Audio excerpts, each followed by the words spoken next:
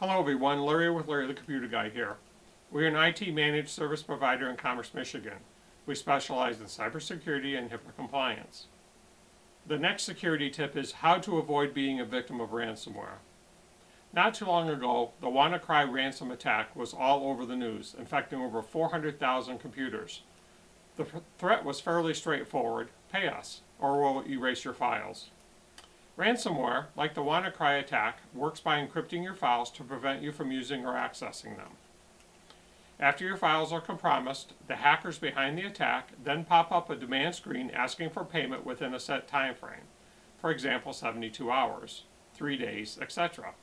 In order to get the key to decrypt your files, WannaCry forced many business owners to lose data or pay up since there was no other way to decrypt the files, and many paid without getting their files back. The best way to foil a ransomware attack is to be incredibly diligent about IT security.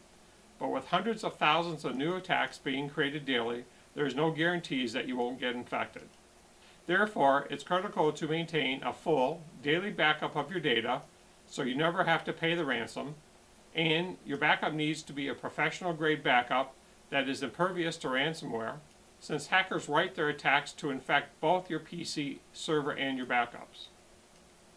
Please click on the subscribe button located here.